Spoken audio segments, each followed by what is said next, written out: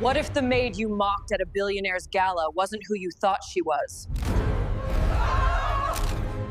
What if the maid you mocked at a billionaire's gala wasn't who you thought she was? What if the woman scrubbing your floors carried a ring that could tear your empire apart? What if the man everyone praised as untouchable was hiding a crime darker than murder? And what if, on the very night meant to humiliate her, the truth exploded in front of cameras, exposing lies that had been buried for decades? Would you laugh then? Or would you run? Stay until the end, because this isn't just a story of betrayal and wealth. This is the night when the invisible woman became the most dangerous person in the room. The billionaire thought he was untouchable. Ethan Cross, CEO of Cross Technologies, the gleaming tech empire that dominated Silicon Valley, was a man who thrived on cruelty. His boardrooms ran on fear, his family dinners on silence, and his reputation on the humiliation of anyone who dared to be beneath him. And so, on a Friday evening as the golden sun bled into the glass towers of the city, he dropped an envelope onto an intern's desk. A cruel smile stretched across his lips. "Charity gala, black tie. Don't be late," he said, his tone dripping with mockery. "It'll be unforgettable." His executives laughed, delighted by their master's game. They imagined the poor intern, Emily Heiress, fumbling into a ballroom of senators, billionaires, and media moguls, wearing something cheap and borrowed, her humiliation captured in 100 flashing photographs. But Emily didn't look up. She ran her fingers over the embossed lettering of the invitation and gave a small, unreadable smile. Ethan thought he was laying a trap. He had no idea that Emily had been laying hers for years. Emily's life in the shadows, for 2 years. Emily Heiress had been the invisible shadow in Cross Technologies. She fetched coffee, delivered files, and kept her head down. She was the girl no one remembered at meetings, the one executives forgot was even in the room. But when she went home at night, to her tiny apartment above a laundromat, she studied the company's history. She pored over files, traced transactions, collected whispers of secrets. She built a case like a spider spinning a web. She kept one photograph hidden under her pillow.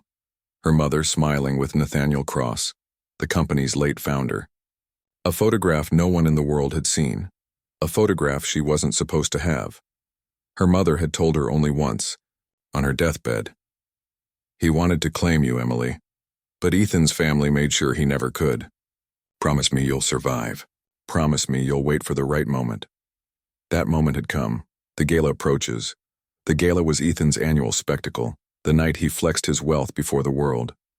It was hosted in the Glass Tower's ballroom, where chandeliers sparkled like constellations and every surface reflected power. The guest list included senators, tech giants, movie stars, and journalists hungry for scandal. Ethan prepared obsessively. He wanted control of every camera angle, every headline. He promised the press something unforgettable, and in his mind, Emily's humiliation would provide it. Vanessa, his wife, teased him as she adjusted her diamond necklace. "You're going to all this trouble for an intern?" "She's not an intern tonight," Ethan said, sipping rare champagne. "She's entertainment. When she steps into that room, she'll be crushed in 15 minutes. That's the story." But he didn't see the quiet fire in Emily's eyes when she slipped the gown from its box, a gown that once belonged to her mother, stitched with memories of another life. The night of the gala, the ballroom buzzed with chatter. Laughter and deals whispered in shadows. Cameras flashed, glasses clinked, and waiters moved like clockwork. Ethan stood tall in his tailored tuxedo, scanning the crowd with a predator's grin. "She's not coming," Vanessa said with a smirk. "She'll come," Ethan replied. "They always do." And then the doors opened. Emily entered, every step deliberate. She wore the midnight blue gown, simple yet regal, her hair pinned like a crown. The air shifted. Conversations faltered. People turned, their curiosity caught. "Who is she?" someone whispered. "She doesn't look like an intern," another murmured. Ethan tapped his glass, laughter already bubbling on his lips. "Ladies and gentlemen, allow me to introduce Emily, the best coffee fetcher in California." The room roared with laughter. Cameras rose. Some guests smirked with pity, others with cruelty. Ethan basked in their amusement, waiting for Emily to break, but she didn't. She stood motionless, calm as stone. She let the laughter run until it began to thin, until silence pressed in again. Then she spoke. Her voice was low, steady, yet it carried across the hall.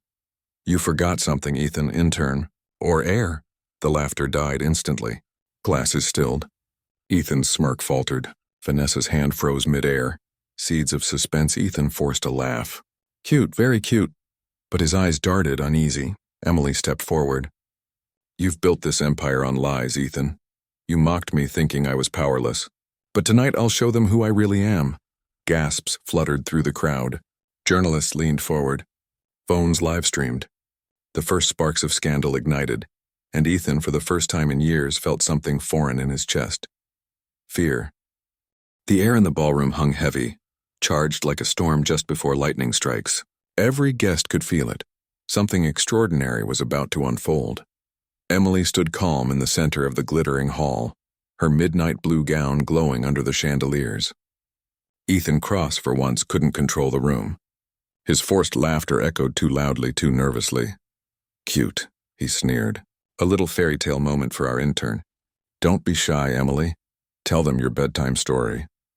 But his eyes darted toward the cameras, unsettled by the way every phone was streaming live.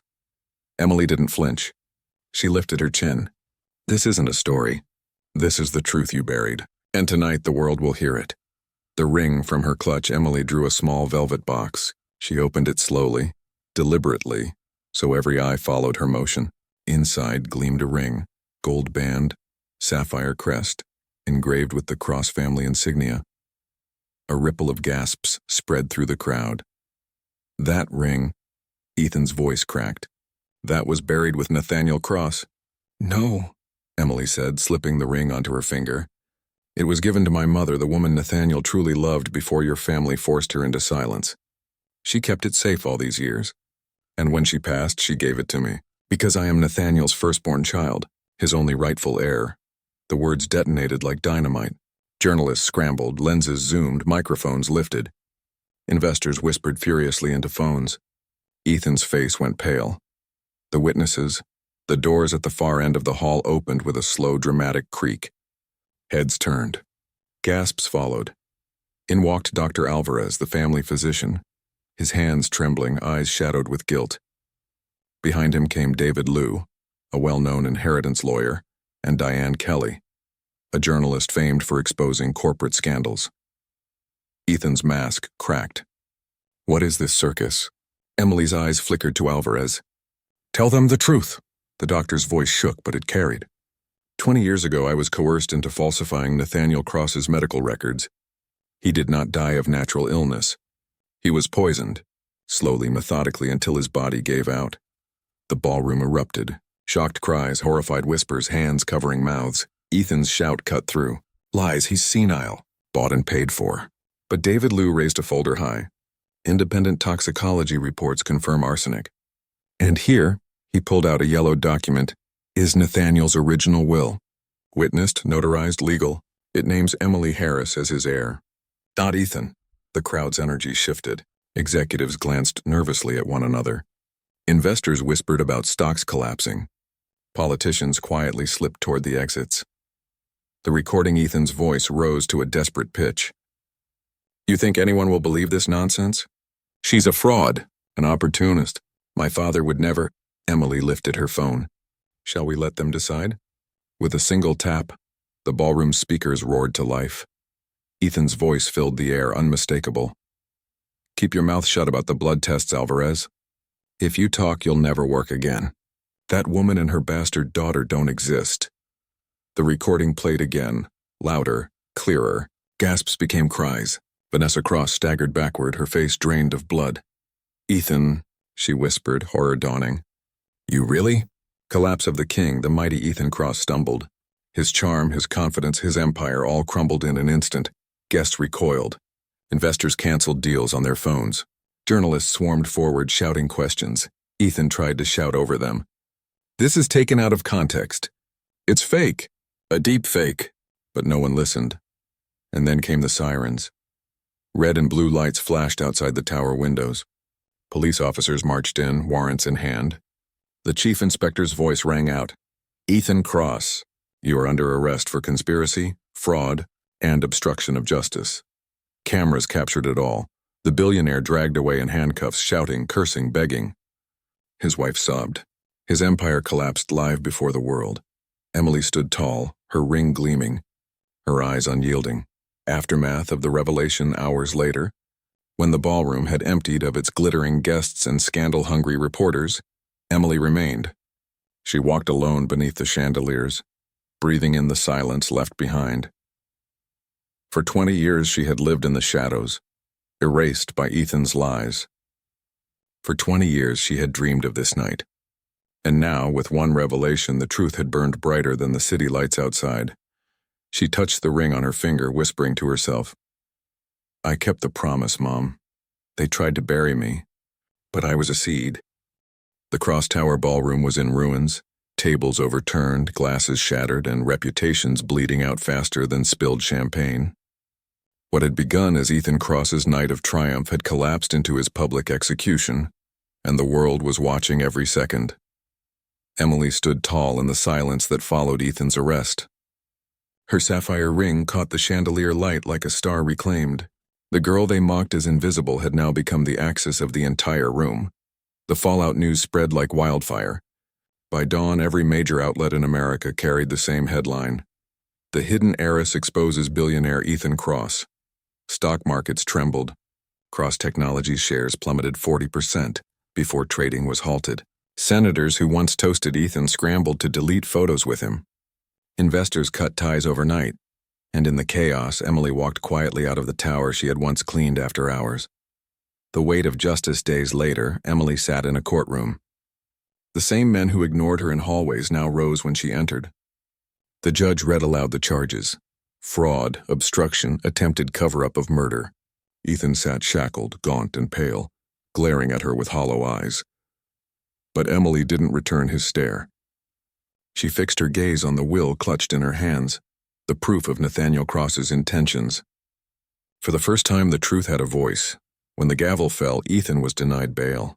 The crowd outside cheered. Emily simply exhaled, a single tear tracing her cheek. Justice was beginning, not ending, rebuilding the empire weeks past. Emily assumed control of Cross Technologies, not as a tyrant, but as a reformer. The cold marble halls warmed with light. Executive offices, once locked behind steel doors, were replaced with glass walls. Employees who had lived in fear began to smile. She doubled wages for janitors and assistants, the forgotten shadows she had once been among. She established scholarships for employees' children, counseling programs for families, and community projects Nathaniel once dreamed of funding but never lived to see. Every small act rebuilt not just a company, but a legacy. The emotional reckoning, yet power did not heal everything. Nights found Emily alone in her penthouse, staring at the photo of her mother with Nathaniel. She whispered to the smiling woman in the frame, "We did it, Mom. But why does justice feel so heavy?" Sometimes she dreamed of Nathaniel himself, his voice, his laugh she never heard in life. In those dreams, he placed a hand on her shoulder, whispering, "You were always meant for more." The dreams made her wake with tears, but also with fire. Return of the ghosts one evening, a letter arrived from prison. The handwriting was unmistakable. Ethan's. "Emily, you destroyed me. But maybe I deserved it. Every night I see Father's face. Every night I hear your voice telling the truth I tried to bury. I don't ask for forgiveness. I only ask you protect the children from my sins." Emily folded the letter carefully, her hands trembling. For a moment she pitied him, the brother who chose greed over blood. But pity was not absolution. She locked the letter away. A new dawn 6 months later, Cross Technologies was unrecognizable. Profits soared not from fear but from loyalty. Employees worked harder because they felt seen. Reporters who once expected a scandal now found stories of progress. At a press conference, a journalist asked, "Some say this was revenge. Was it?" Emily's answer silenced the room.